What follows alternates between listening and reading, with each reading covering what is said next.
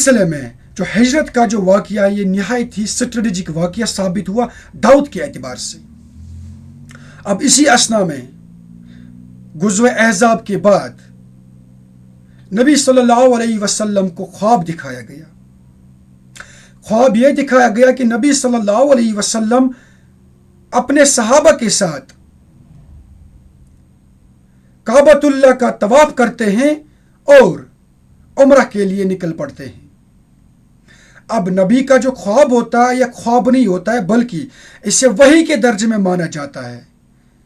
نبی صلی اللہ علیہ وسلم نے اپنے صحابہ کو تیاری کروائی اور یہ نکل پڑے حرم کی طرف طواف کرنے کی خاطر، عمرہ کرنے کی خاطر۔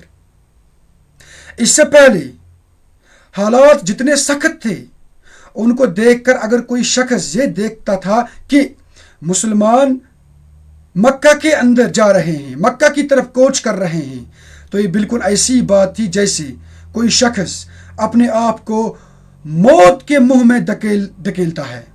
یہ بالکل ایسی بات تھی، لیکن یہ اللہ کا حکم تھا، یہ اللہ کی منشا تھی، اور اس کے اندر کون سے ثمرات تھے اس بارے میں ابھی کسی کو کوئی مشاہدہ نہیں تھا۔ مسلمان اپنی مسلمانیت کا ثبوت فراہم کرتے ہوئے اس سفر کے لیے نکلے، لیکن باقی جو مشرکین تھے، باقی جو لوگ تھے جو اس ایکٹیویٹی کو دیکھ رہے تھے، ان کو شوق لگ گیا کہ یہ کیا معاملہ ہے، یہ جس سرزمین کی طرف جا رہے ہیں وہاں کے لوگ تو ان کے خلاف برسر پیکار ہیں، اب اس کے باوجود بھی یہ انہی کی سرزمین میں جانے کے لیے تیار کیسے ہوئی؟ یہاں سے یہ بات بخوبی سمجھ میں آ سکتی تھی کہ واقعی میں اس چیز کے پیچھے اللہ تبارک و تعالیٰ کی نصرت ہوتی، اسی کا کرم ہوتا، اسی کی سکینت ہوتی۔ تو واقعے کو چھوٹا کرتے ہوئے، اختصار کے ساتھ بیان کرتے ہوئے، یہ قافلہ جو کہ 1400 صحابہ پر مشتمل تھا آگے بڑھتا گیا۔ مشرکین مکہ کو یہ بات پتہ چلی کہ مسلمان طواف کرنے کی غرض سے، عمرہ کرنے کی غرض سے حرم کی اور آ رہے ہیں۔ ان کے سامنے اب دو آپشنز تھے۔ پہلا آپشن یہ تھا کہ اگر ہم مسلمانوں کو یہاں اندر آنے کی اجازت دیں گے، حرم کے اندر ان کا داخلہ ہم اچھے سے کروائیں گے، تو یہ بالکل ہی ایسی بات ہوگی جیسے کہ ہم زیر ہو گئے۔ آس پاس کے قبیلے اور لوگ یہی کہیں گے کہ ان کی کمر اب ٹوٹ گئی، اب ان کے اندر کوئی طاقت نہیں ہے، اس لیے اب انہوں نے مسلمانوں کو اچھے سے الاؤ کر دیا عمرہ کرنے کی خاطر۔ دوسرا طریقہ یہ تھا کہ وہ ان پر ٹوٹ پڑیں، وہ ان کے خلاف جنگ کریں، ان کے خلاف برسری پیکار ہو جائے، لیکن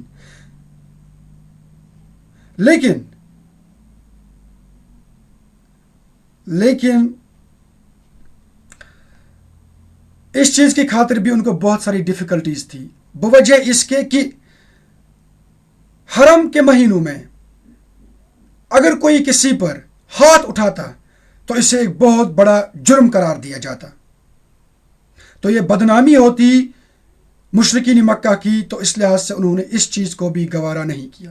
اس لیے انہوں نے طریقہ کار اختیار کر دیا کہ مکہ سے باہر ہی مسلمانوں کے اس قافلے کو روک دیا اور ان کو صلح پر آمادہ کر دیا کہ آپ کو ہم اندر آنے کی اجازت نہیں دیں گے۔ اس بارے میں بہت ساری جو تفصیلات سیرت کی کتابوں میں آئی ہیں وہ لمبی چوڑی ہیں، لیکن یہاں پر صلح جو ہوا محمد صلی اللہ علیہ وسلم اور مشرکین مکہ کے درمیان، وہ 4 نکاتی صلح تھا، یعنی کہ اس میں 4 آرٹیکلز تھے۔ پہلا آرٹیکل یہ تھا کہ اگلے 10 سالوں کے لیے جنگ بندی ہوگی، یعنی کہ کوئی بھی فریق کسی بھی فریق پر کسی طرح کی کوئی بھی کارروائی نہیں کرے گا۔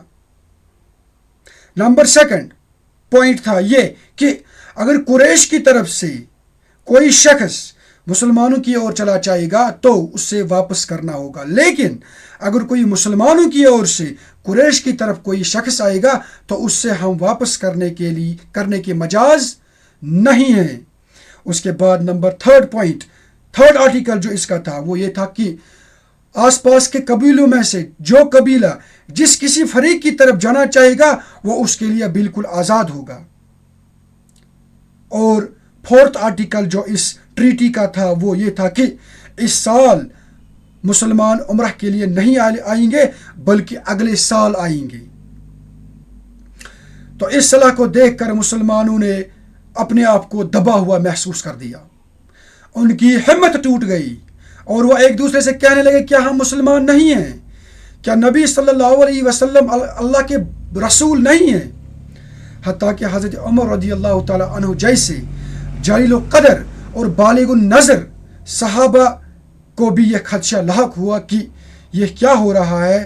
کیا نبی صلی اللہ علیہ وسلم واقعی میں ایسا قدم اٹھا رہے ہیں کہ اس سے اتنی سخت دفعات صلح کی ماننی پڑ رہی ہیں؟ لیکن نبی صلی اللہ علیہ وسلم کی نظر بہت دور اندیش تھی. ادھر سے اس چیز میں اللہ تبارک و تعالیٰ کی سکینت بھی شامل حال تھی. تو نبی صلی اللہ علیہ وسلم کو جو چیز سامنے مطلوب تھی وہ شاید صحابہ کو مطلوب نہیں تھی. اب اس صلاح کے اندر جو ہڈن بینیفٹس تھے اس سے ہم آپ کے سامنے بیان کرنا چاہیں گے. اس سے پہلے مشرکین مکہ مسلمانوں کی کوئی حیثیت تسلیم نہیں کرتے تھے.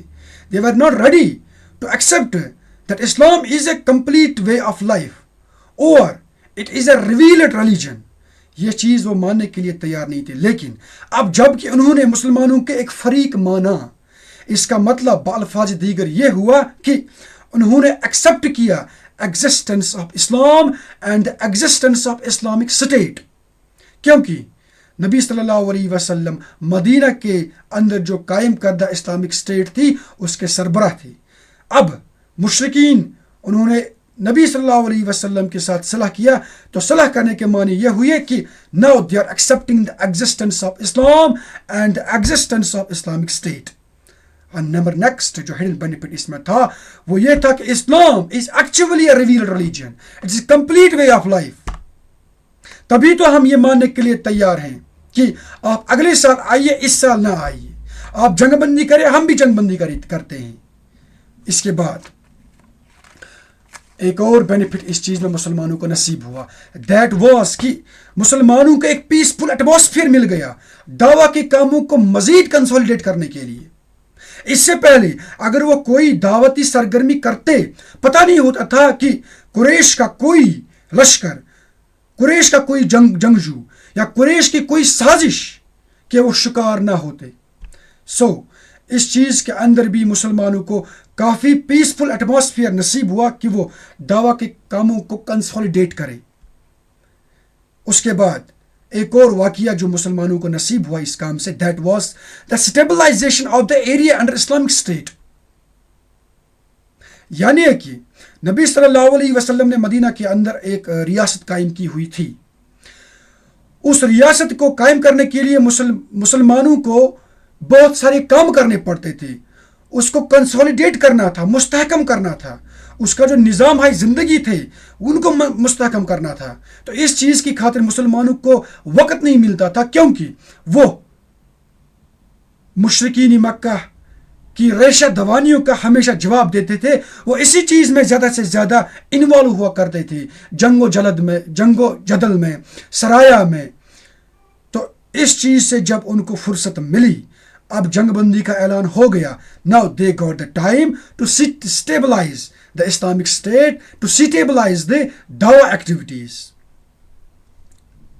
One more important hidden جو بینیفٹ اس ٹریٹی سے مسلمانوں کو نصیب ہوا، that was putting down the contradictory forces. Since we know کہ مدینہ جو ہے اس کے آس پاس کے جو علاقے ہیں ان میں بہت ساری یہودی آبادیاں کام کرتی تھیں. وہ اپنا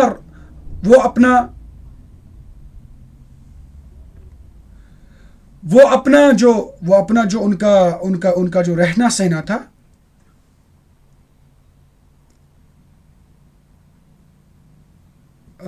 ان کا جو اپنا رہنا سہنا تھا، دیٹ وہ مسلمانوں کے لیے نہایت ہی سخت تھا.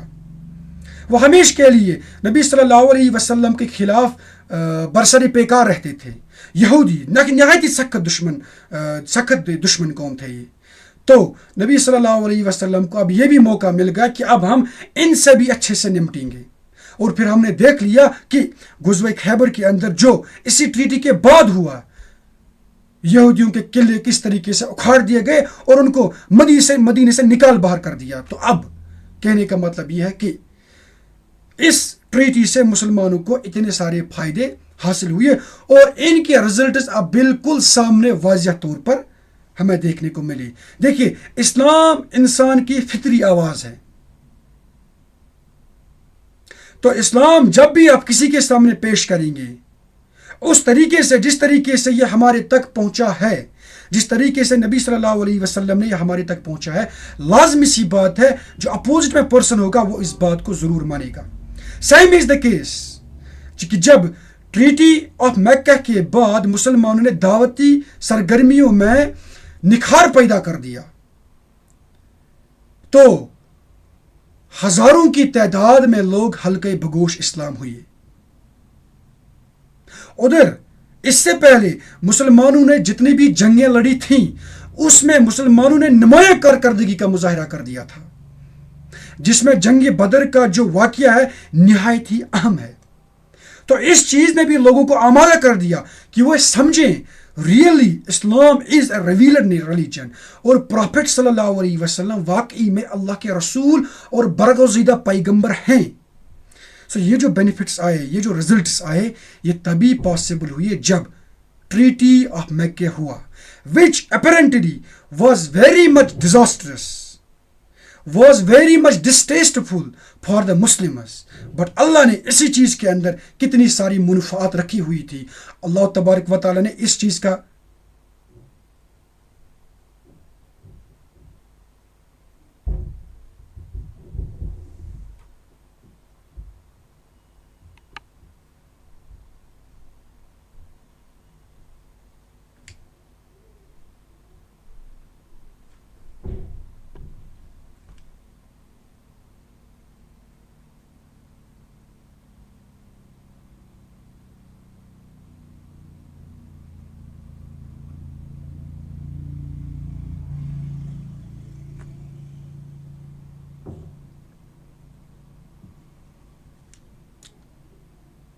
Am I audible?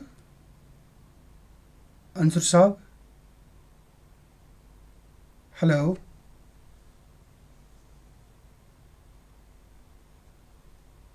Hello?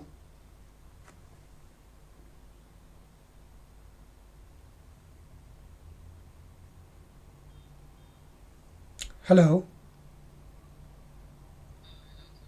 جی کیا ہوا تھا؟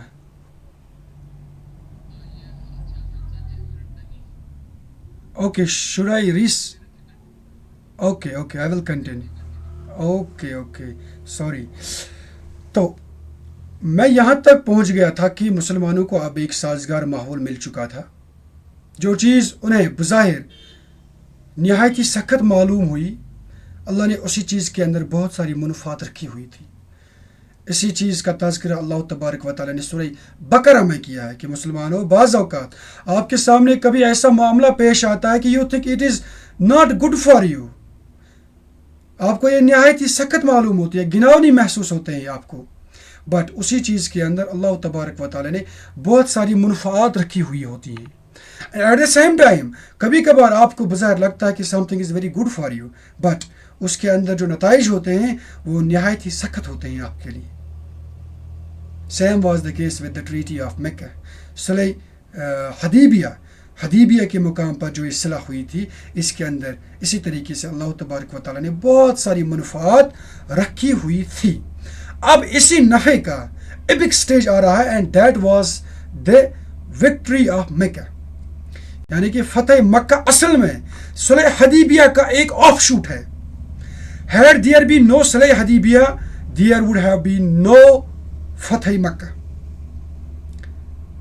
And it happened how؟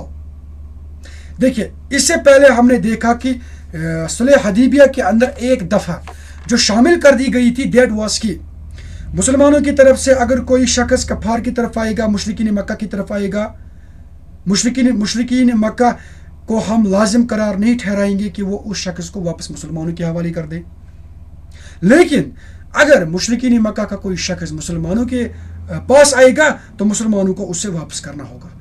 یہ کتنی خطرناک شرط ہے، اور نبی صلی اللہ علیہ وسلم نے آپ کو کتنے بڑے گردے کے ساتھ ایکسیپٹ کیا ہوگا، کیونکہ بظاہر کتنی خطرناک چیز ہے. آپ مجھ سے کوئی چیز لے رہے ہیں، میں کچھ نہیں بولوں گا، لیکن آپ اگر مجھ سے کوئی چیز لیں گے تو مجھے کچھ نہیں کہنا ہے. This was the situation. Now, the same dafa, the same article, how did it turn or how did it became a reason for the victory of Mecca? Wo point is really important to understand. Look what happened. ہوا یہ کہ ابو جندل ایک صحابی تھے.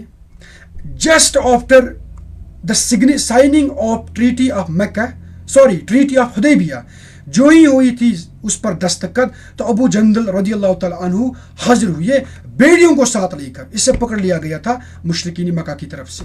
یہ آئے نبی صلی اللہ علیہ وسلم کے دربار میں، انہوں نے عرضداشت پیش کی کہ یا نبی مجھے بچائیے، مجھے اپنے پاس بلائیے. لیکن مشرکین مکہ انہوں نے یہ عذر پیش کیا کہ اب جب کہ ہم نے یہ دفعہ شامل کر دی تو ہم ابو جندل کو آپ کے پاس نہیں بھیج سکتے ہیں. اس وقت مسلمانوں کے لیے کتنا زبردست لمحہ تھا. تو نبی صلی اللہ علیہ وسلم نے اتنا کہنے پر اکتفا کر دیا کہ ابو جندل اللہ تبارک و تعالی حالات موافق کر دے گا. بالکل یہی ہوا. ابو جندل وہاں سے بھاگ کر لوٹ آئے نبی صلی اللہ علیہ وسلم کی خدمت اقدس میں. اب ٹریٹی کے مطابق نبی صلی اللہ علیہ وسلم کو اسے واپس بھیجنا تھا، اور اس سے واپس بھی بھیج دیا گیا. لیکن ابو جندل نے واپس جانے کے بجائے ساحل سمندر پر مدینہ کے مضافات پر ایک مقام پر ٹھہر گئے، اور وہیں پر انہوں نے سکونت اختیار کی کچھ وقت کے لیے. اس کے ساتھ ساتھ مسلمان جتنے بھی مشرکین مکہ کے زیر قبضہ تھے انہوں نے بھی یہی کام کر دیا کہ وہ وہاں سے چلے گئے اور ابو جندل کے ساتھ جڑ گئی. یعنی کہ مسلمانوں کی طرف نہیں گئی، نبی صلی اللہ علیہ وسلم کے پاس نہیں گئی، نہیں تو دفعہ جو ٹریٹی کی تھی وہ ٹوٹ جاتی، بہت شکنی ہو جاتی. یہ الگ سے ساحل سمندر پر بیٹھ جاتے اور وہاں سے مکہ والوں کے جتنے بھی قافلے شام کی طرف جایا کرتے تھے ان پر یہ برستے، ان کو لوٹتے، اور جس کی وجہ سے اب مکہ والوں کے لیے یہ جو راہ تھی شام کی طرف، تجارتی راہ جو تھی، یہ ان کے لیے نہایت سخت مشکل ہو گئی، اور یہ مجبور ہو گئے خود ہی اس ٹریٹی کو ختم کرنے کے لیے. اور پھر ہوا یہی کہ انہوں نے نبی صلی اللہ علیہ وسلم کے ساتھ پھر سے صلح کیا اور اس ٹریٹی کو ختم کر دیا.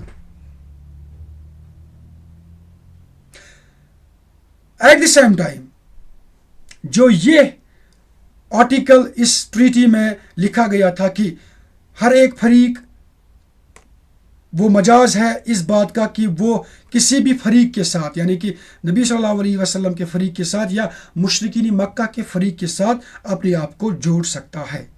تو اس میں سے دو قبیلے ایسے تھے جنہوں نے بھی اپنے آپ کو ان دو فریقین کے ساتھ جوڑ دیا، بنی بکر اور خزاع. یہ دو قبیلے تھے. بنی بکر جو قبیلہ تھا انہوں نے مشرکین مکہ کا جو فریق ہے اس کے ساتھ یہ ہو گئے، اور بنی خزاع کا جو قبیلہ تھا یہ نبی صلی اللہ علیہ وسلم کے ساتھ جڑ گئے.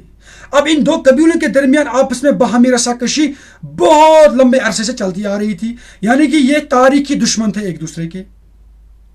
بنی بکر نے اب چال چلائی، انہوں نے آرٹیکل جو ہے ٹریٹی کی اس کے بالکل اگینسٹ میں مشرکین مکہ کا ساتھ لے کر بنی خزاع کے اوپر شب خون مارا، یعنی کہ ان پر حملہ کر دیا رات کے اندھیرے میں، اور ان کو مار دیا، ان کو قید بھی کر دیا، ان کو لوٹ بھی لیا.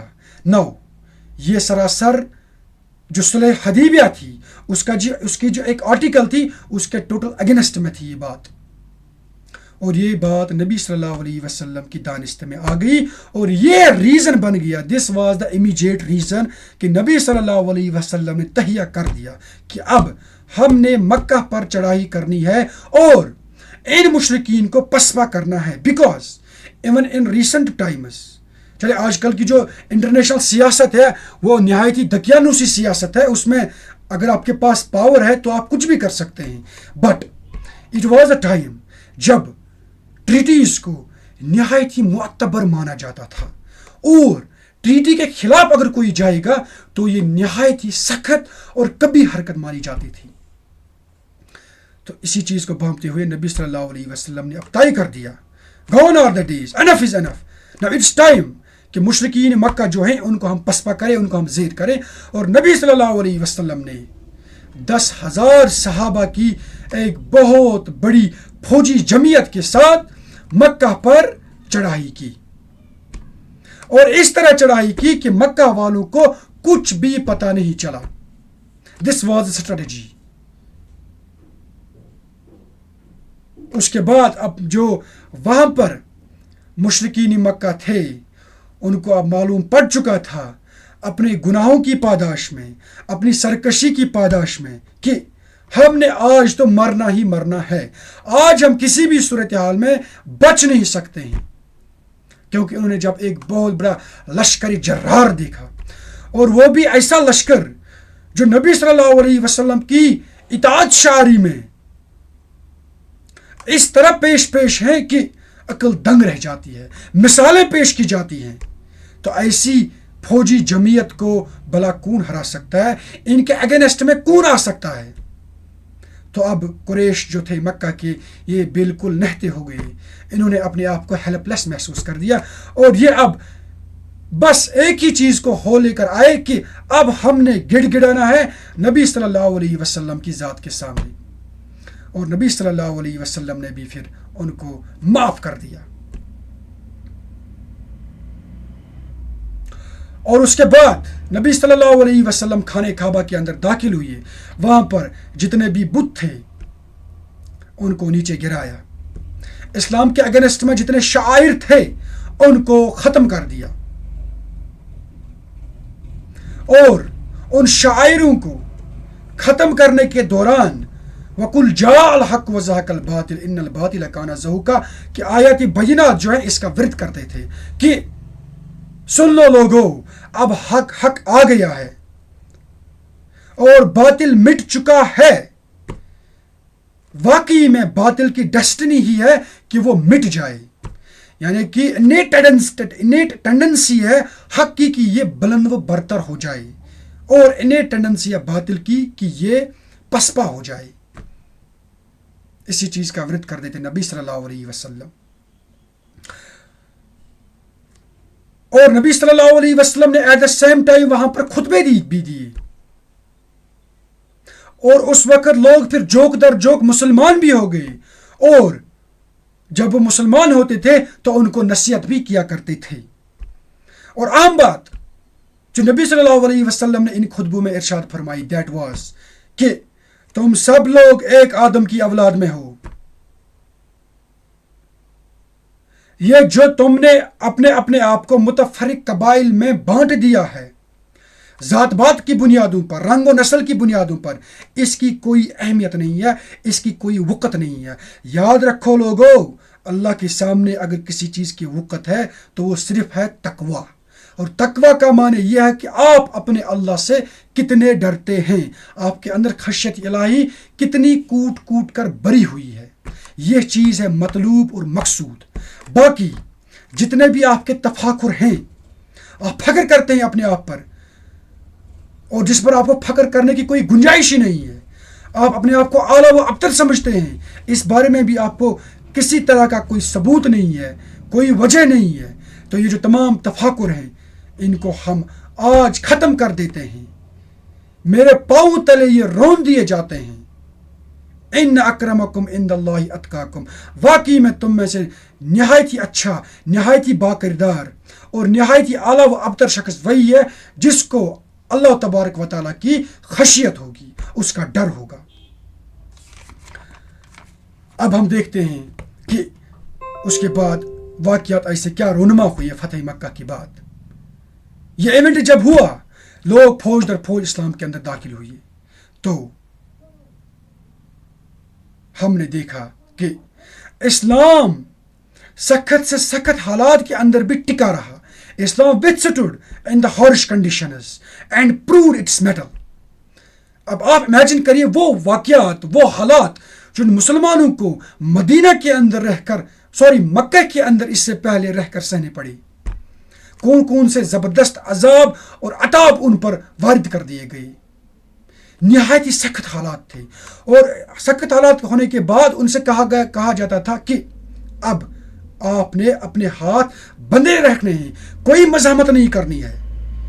تو اب آپ دیکھ سکتے ہیں کہ اسلام نے دکھا دیا کہ نہیں، کل جاء الحق وزهق الباطل ان الباطل کان زہوقا. لیکن شرط ہے کہ اسلام کے جو پیروکار ہوں گے وہ واقعی میں اس نظریے کے قائل ہوں. دیکھیے، اسلام ایک ایبسٹریکٹ، ایک نظریاتی چیز ہے، یہ کمپلیٹ وے آف لائف ہے. اس سے ہم نے اپنی زندگی کے اندر اتارنا ہے. تو اتاریں گے جب ہم اپنی زندگی کے اندر، تو ہی میں روپ دھار سکتا ہوں، تو ہی کوئی فائدہ سامنے آ سکتا ہے. تو اسی طریقے سے اسلام نے نہایت سخت حالات کے اندر، بلکہ ہم کہہ سکتے ہیں اسلام کے پیروکار جو ہیں انہوں نے بھی نہایت سخت حالات کے اندر اپنے اندر جو ایمان کی قوت ہے اس کا بھرپور مظاہرہ کر دیا، اور اسی کا مظہر تھا فتح مکہ. Another thing that was کہ اسلام existed as a counter narrative. آپ دیکھ سکتے ہیں کہ اسلام کی دعوت کے خلاف مشرکین مکہ نے اور یہودیوں نے کتنی زبردست کارروائیاں کی تھی. یعنی کہ وہ مکہ کی جو وادیاں تھیں، ان کے بارڈرز تھے، ان پر اپنے بندوں کو رکھتے تھے، اور مکہ کے اندر جو کوئی بھی داخل ہوتا تھا اس کو پہلے ہی کان میں یہ بات ٹھوس دیتے تھے کہ بھائی ادھر ایک شخص ہے، نعوذ باللہ وہ ساحر ہے، مجنون ہے، پاگل ہے، دیوانہ ہے، وہ کہتا ہے میں کوئی اللہ کا نبی ہوں، آپ نے اس سے بچ کے رہنا ہے. اس طرح کے جو سازشیں ہوتی ہیں جب کوئی کرے گا، تو پھر آپ دیکھ سکتے ہیں کہ اس کے باوجود بھی پھر فتح مکہ کا موقع آنا یہ مسلمانوں کے لیے اور اسلام کے لیے کتنی بڑی بات تھی. تو اسلام نے ثابت کر دیا that it's counter to all the existing circumstances, all the existing ways of life. جتنے بھی نظام ہے زندگی اس وقت بھی ہمارے زمانے میں رائج الوقت ہیں، جس روپ میں، جس دھارے میں، مختلف نام دے کر، Islam is a counter narrative to all those things. All is, یہ ہمارے اوپر میٹر کرتا ہے، how we portray ourselves and how we depict ourselves in front of others. اس کے بعد ایک اور فائدہ اس چیز سے یہ سامنے ہوا کہ اب لوگ کھل کر اسلام کی باتیں کرنے لگے، کھل کر اسلام کے اندر داخل ہو گئے. اپنے جو شک و شبہات تھے ان کے بارے میں نبی صلی اللہ علیہ وسلم سے پوچھتے گئے کہ یہاں پر یہ اشکال ہے، یہاں پر یہ اشکال ہے، ہمیں یہاں پر رہنمائی عطا فرمائیے، ہم آپ کے اوپر ایمان لانے کے لیے تیار ہیں. تو یہ تبھی ہوا جب لوگوں نے اپنی آنکھوں سے دیکھا اسلام کے ثمرات کیا ہیں. چھوٹی سی ایک ٹکڑی تھی، محض 20 ایئرس کے اندر انہوں نے ایسا بڑا کرتبہ دکھایا. And last but not least, that was this victory paved way for the universalization of the deen. اب یہاں سے حالات موافق ہو گئی اور اسلام دنیا کے چپے چپے تک پہنچ گیا. تو اسی پر پھر اللہ تبارک و تعالیٰ نے کہا تھا اذا جاء نصر اللہ والفتح. آپ نے دیکھا کہ جب اللہ نے نصرت اپنی مدد سے آپ کو فتح دی، وَرَأَيْتَ النَّاسَ يَدْخُلُونَ فِي دِينِ اللَّهِ أَفْوَاجًا، اور اپنی آنکھوں سے دیکھ لیا آپ نے کہ کس طریقے سے لوگ فوج در فوج داخل ہو گئے. إِنَّهُ كَانَ تَوَّابًا فَسَبِّحْ بِحَمْدِ رَبِّكَ وَاسْتَغْفِرْ. بس اے مسلمانوں، ایسا سب کچھ کرنے کے باوجود بھی اللہ تبارک و تعالیٰ سے توبہ کرو، اس کی حمد اور ثنا بیان کرو کہ کہیں آپ کو کہیں لغزش نہ ہوئی ہوگی. یہ مسلمانوں کا ایک عام پوائنٹ ہوتا ہے، جب بھی ان کو کوئی خوشی ہوتی ہے یہ اکڑتے نہیں ہیں. اگر آپ اس سے پہلے جتنے بھی پیغمبر آئے ہیں انہوں نے جتنی بھی جنگیں لڑی تھیں اس کے اندر بھی آخر میں جب ان کو فتح نصیب ہوئی وہ اللہ کے سامنے سر بسجود ہوا کرتے تھے اور اس کی حمد و ثنا بیان کرتے تھے. یہی شعار ہمارا بھی ہونا چاہیے. جب بھی ہمیں کوئی خوشی نصیب ہوئی ہم مزید اللہ تبارک و تعالیٰ سے لو لگائیں.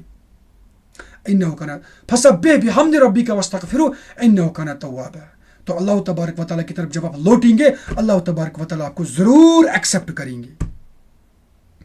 Now in the last few minutes میں کچھ لیسنز جو اس سلسلے میں ہمارے لیے اس وقت نہایت ہی موزون ثابت ہوں گی ان کی طرف میں تھوڑا بہت اشارہ آپ کے سامنے رکھوں گا. That is think broad, have broad mind.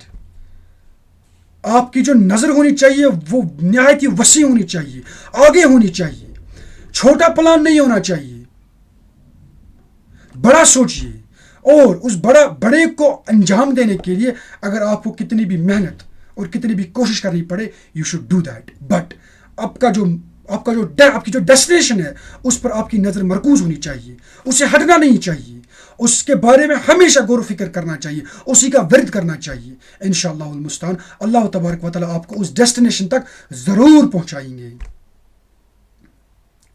Another thing, that is make long term goals for the beautiful destinations. دیکھیے جو بڑی بڑی ڈیسٹینیشنز ہوتی ہیں، بڑے بڑے کام ہوتے ہیں، اس کے لیے آپ کو اپنا جو آرام ہے اور آسائش ہے یہ تھوڑی بہت یہ تھوڑی بہت آپ کو سائڈ میں رکھنی پڑے گی. بڑے کاز کو اچیو کرنے کے لیے آپ کو بڑی محنت کی ضرورت ہے. تو we should also inculcate this tendency in ourselves, in our daily life. Whenever we have to achieve something big, we should prepare ourselves on that lines. Long term goals بنانی چاہیے. Last but not least, that is کہ ہر کسی صورت حال میں انسان کو اچھا سوچنا چاہیے، نا امیدی نہیں ہونی چاہیے. اس وقت بھی اگر ہم دیکھتے ہیں امت مسلمہ کی طرف نا امیدی کی ایک لہر چھائی ہوئی ہے. آپ دیکھ لیجئے، ابھی میں نے آپ سے کوٹ کر دیا، مدینہ کے حالات دیکھیے آپ، اور پھر چند ہی سالوں کے بعد، بلکہ جس وقت صلح حدیبیہ ہوئی اس وقت محض 1400 مسلمان تھے نبی صلی اللہ علیہ وسلم کے ساتھ. Just with in 2 years، that is جب فتح مکہ ہوا ان 8 ہجری، اس وقت 10,000 لوگ تھے نبی صلی اللہ علیہ وسلم کے ساتھ، 10,000 جانثار تھے نبی صلی اللہ علیہ وسلم کے ساتھ. تو انسان کی جو عقل ہے یہ محدود ہے. اللہ تبارک و تعالیٰ کا جو علم ہے یہ فیوچر پر بھی محیط کرتا ہے، یہ پاسٹ پر بھی کرتا ہے، اور پریزنٹ پر بھی کرتا ہے.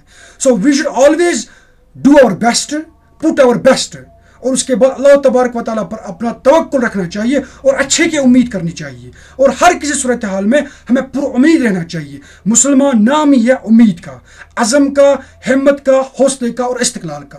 اللہ تبارک و تعالیٰ سے دعا ہے کہ ہمیں بھی نبی صلی اللہ علیہ وسلم کے جانثاروں کی طرح وہ عزم دے، وہ ہمت دے، وہ استقلال دے کہ ہم بھی اسلام کو بالفعل اپنی نجی زندگیوں میں، اپنے گھر میں، اپنے محلے میں، اپنی ریاست میں اور پوری دنیا میں قائم کر سکیں. جزاک اللہ خیر. السلام علیکم ورحمۃ اللہ.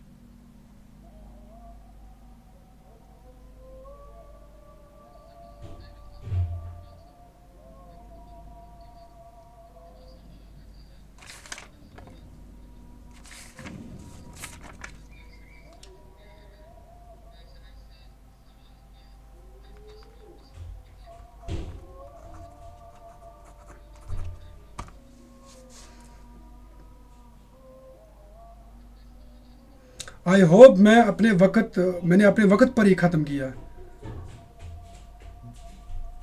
انظر صاحب، یس تھینک یو.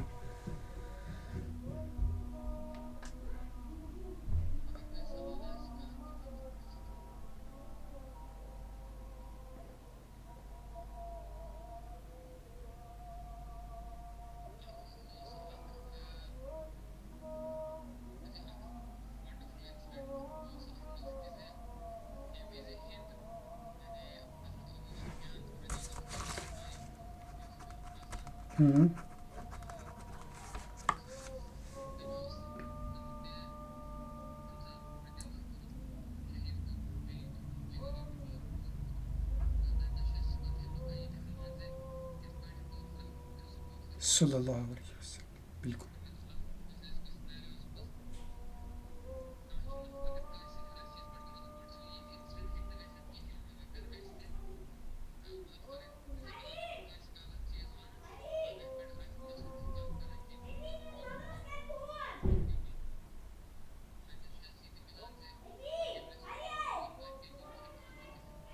ضروری.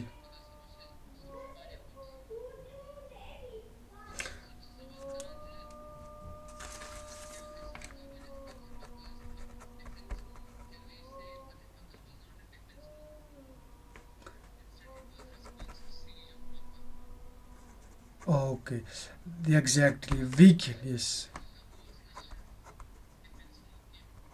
ایگزیکٹلی فتح مکہ ڈیفینس مو نہیں تھا. ڈیفینس آپ عمومی طور پر اپنی جگہ بیٹھ کر کرتے ہیں. مسلمانوں کی جو طاقت تھی یہ اب اتنی بڑھ چکی تھی کہ اب انہوں نے ریٹریٹ کیا. This was a retreat. ان کے جتنے بھی کام تھے، جتنے بھی ریشی دوانیاں تھیں، جتنے بھی ان کی سازشیں تھیں، ان کا توڑ کرنے کے لیے this was not a defensive move, this was rather a retreat, an offensive move rather we can say. And about Hind, exactly ہندا کا جو معاملہ تھا اس کے بارے میں تو نبی صلی اللہ علیہ وسلم نے کیا کہنا ہے. فارگیونیس کی جو ایک لائیو مثال ہے، رہتی دنیا تک وہ ایک مثال ہے بذات خود، وہ قائم کر دی. But that doesn't mean, you can say in our individual circumstances, we should always try to forgive. Forgiveness and steadfastness یعنی کہ صبر کرنا اور معاف کرنا، یہ دو ورچوز مسلمان کے لیے نہایت ہی خاص ہونے چاہیے. particularly when you are dealing with the personal relationships. if you don't have these two characteristics in yourself، آپ کی جو نجی زندگی ہے وہ اجیرن بن جائے گی. you won't be able to live with the people. so absolutely ہندا کا جو معاملہ تھا that was an epitome of forgiveness by Prophet Muhammad صلی اللہ علیہ وسلم. but at the same time کچھ جرائم ایسے بھی ہوتے ہیں، کچھ انسان ایسے بھی ہوتے ہیں جنہیں سزا دینی ضرور ہوتی ہے، جنہیں انٹیمیشن دینی ضرور ہوتی ہے. بٹ موسٹ آف ٹائمز جس طریقے سے اللہ تبارک و تعالیٰ معاف کرتے ہیں اور معاف کرنے کو پسند کرتے ہیں، بلکہ فرما دیا ہے کہ نبی صلی اللہ علیہ وسلم کی حدیث سے فرما دیا اس میں کہ آپ میرے بندوں پر رحم کریں. اللہ تبارک و تعالیٰ فرماتے ہیں، حدیث قدسی ہے، آپ میرے بندوں کو معاف کریں، میں بھی آپ پر رحم کرتا ہوں اور میں بھی آپ پر رحم کرتا ہوں. Any more question please?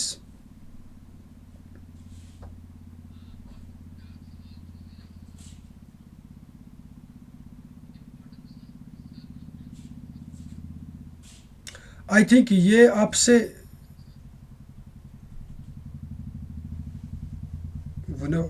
Importance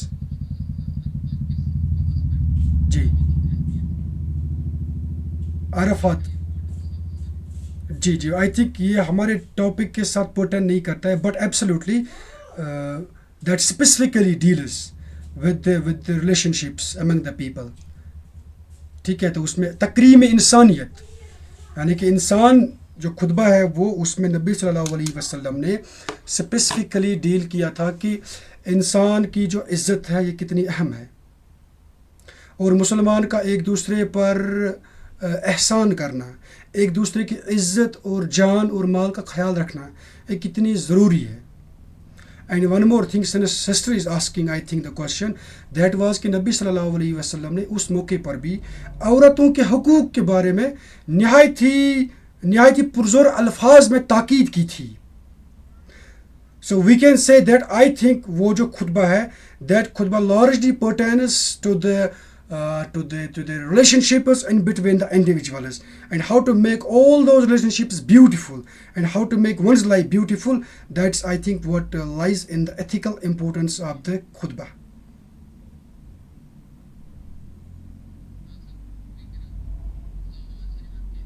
جی آ رہی ہے اب آواز؟ جی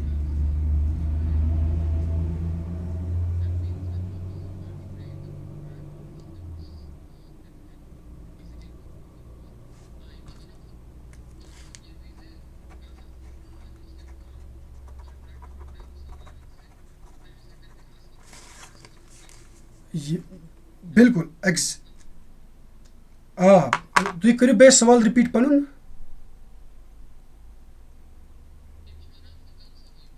جی جی ٹھیک نہیں، یہ دیکھنا ہے کہ سب سے پہلے ایگزیکٹلی اس میں ہمیں سب سے پہلے دیکھنا ہے. دیکھیے in the current circumstances this question is totally irrelevant, but still on the academic side we can see that سب سے پہلے ہمیں دیکھنا ہے کہ جو ٹریٹی ہوگی وہ کن لوگوں نے توڑ دی. उसके बाद we have to provide them the time that on what account उन्होंने ट्रीटी को इस तरीके से कल अदम करार दिया, विदाउट लेटिंग अस नो। इवन ये अगर ट्रीटी को ख़त्म करना भी होता है, then you have to take the opposite party into confidence, without that you can not break the treaty. Now without any such consideration आपने ट्रीटी को ब्रेक कर दिया, I think you have every right to go on the offensive mode. That's right. And one more thing, I would like to recommend a book pertaining to these issues, that is Islam ka Qanun Bain al Mamalik. It's a very beautiful book, थोड़ी बहुत ज़ख़ीम है लेकिन interesting book है, ठीक है। इस्लाम का कानून ban अल ममालिक, डॉक्टर महमूद अहमद गाजी जो हैं उनके खुतबात पर मुश्तमिल किताब है। तो उसके अंदर ये जो इस्लाम का कानून बैन ममालिक है, उसमें इस चीज़ के ऊपर जो इन्होंने सवाल पूछा, इस पर सैर बहस की गई है। आई वुड लाइक कि वो इस चीज़ को देखिए, वहाँ पर इसको अच्छे से रहनुमाई होगी। And one book I more yes and one more book suggestion I have, since मैंने उस तरीके से मैंने उस तरीके से नरेट नहीं किए सारे वाक़यात, तो अगर मैंने थोड़ा बहुत इसका जो पस मंज़र है, कॉन्टेक्स्ट है, वो बयान कर दिया, एनालिटिकल व्यू बयान कर दिया। अब अगर कोई मज़ीद इसको देखना चाहेगा तो इसके लिए अर्रहीकुल मखतूम जो किताब है सफ़ीउर रहमान मुबारकपुरी की, तो वो कंसल्ट कर सकते हैं आप। उसमें बड़े लतीफ़ अंदाज में, निहायत अंदाज में इन तमाम वाक़यात को तसलसल के साथ बयान किया गया है। यस अंजुर साहब।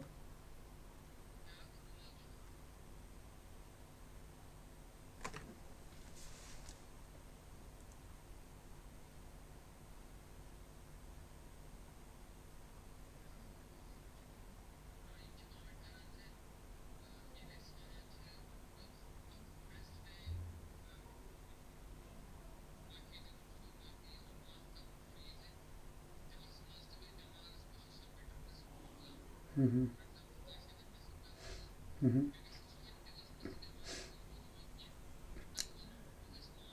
ठीक,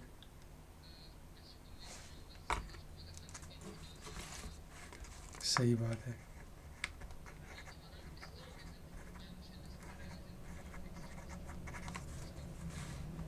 इस्लाम इज़ एन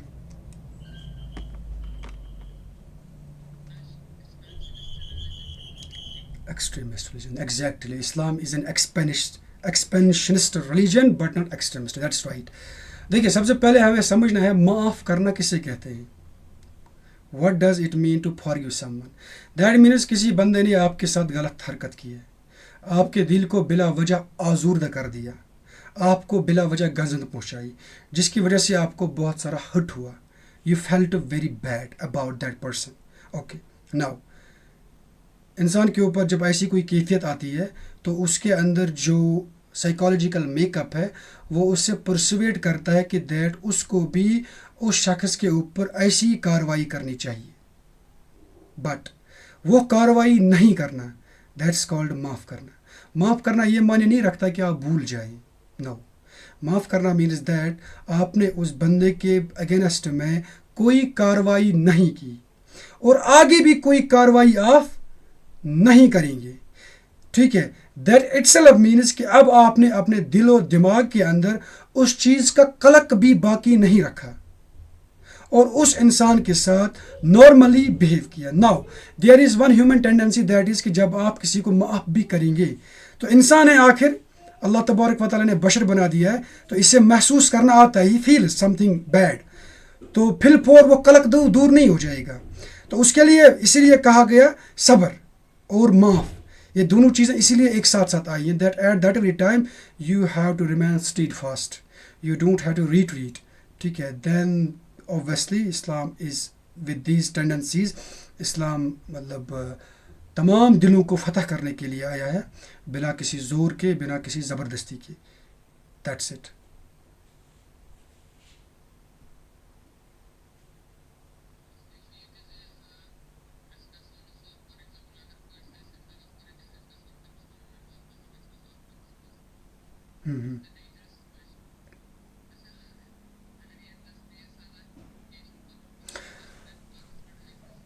نوبت ان کی نے on account of that we have to ہاں اس پس منظر میں ہمیں سمجھنا چاہیے حقوق العباد. سنس حقوق العباد جو ہیں یہ مطلب یہ فارگیو نہیں ہوں گے as long as the person himself doesn't forgive. اگر اللہ کو بھی یہ اختیار نہیں ہے کہ حقوق العباد کے معاملے میں کوئی معافی کرے, اس کو بھی نہیں ہے. ٹھیک ہے, تو اس سلسلے میں سیدھی سی بات ہے, جب آپ نے کسی بندے کا حق تلف کر دیا then definitely it's a very serious issue, اور آپ کو اسی انسان سے معافی مانگنی چاہیے سو دیٹ کہ آپ کو آخرت کے روز اس طریقے سے نہ اٹھایا جائے جس طریقے کا ایک حدیث میں بیان ہوا ہے کہ ایسا شخص جب آخرت کے روز کھڑا ہوگا تو بڑی بڑی عملیں اس کے ہوں گی, پہاڑوں جیسی عملیں اور نیک اعمال لے کر یہ حاضر ہوگا, لیکن یہی شخص کھڑا ہوگا, اے اللہ انہوں نے مجھے آزردگی پہنچائی تھی, میرا حق غصب کر دیا تھا, میری زمین کھائی تھی, میرے اوپر تہمت باندھی تھی, میرے پیچھے پروپیگنڈا کیا تھا, مجھے بدنام کیا تھا. تو اس وقت معاملہ روپیوں کا نہیں ہوگا, اس وقت معاملہ سفارش کا بھی نہیں ہوگا, اس وقت معاملہ ہوگا اعمال کا. تو وہ جو شخص ہوگا اس کے حصے میں نیک اعمال نکالے جائیں گے اور اس شخص کی جولی میں ڈال دیے جائیں گے جس پر اس نے ظلم کیا تھا دنیا کے اندر. نتیجتاً یہ شخص دیتا رہے گا اپنے نیک اعمال, آخر میں اس کو اپنے اعمال نہیں رہیں گے, لوگ آتے رہیں گے کہ اس نے گالی نکالی تھی, میرا حق کھایا تھا. تو اب ان لوگوں کے گناہ اس شخص کے اوپر لاد دیے جائیں گے. تو ایسے شخص کو نبی صلی اللہ علیہ وسلم نے کہا یہ کتنا بڑا بدنصیب شخص ہے. تو حقوق العباد کے معاملے میں بھائی you have to be very کوشش. کسی کی دل آزوری کرنا, کسی کو گزن پہنچانا, کسی کو ہرٹ کرنا, be very much sincere strict about this very thing.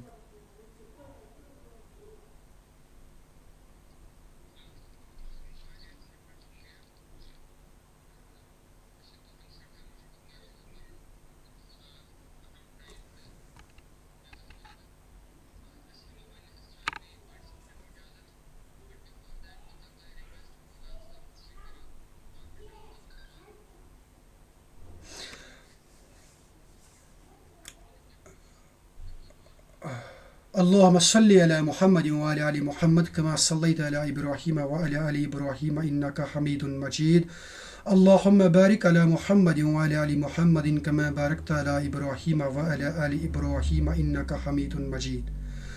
ربنا آتنا في الدنيا حسنة وفي الآخرة حسنة وقنا عذاب النار.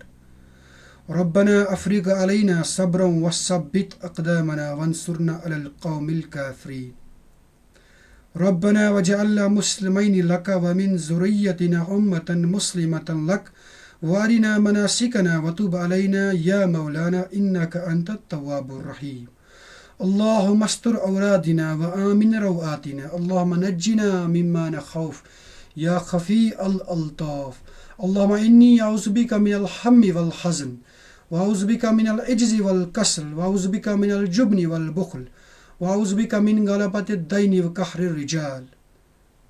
ربنا تقبل منا إنك أنت السميع العليم وتب علينا يا مولانا إنك أنت التواب الرحيم. وصلى الله تعالى على خير خلقه محمد وعلى آله وأصحابه أجمعين برحمتك يا أرحم الراحمين.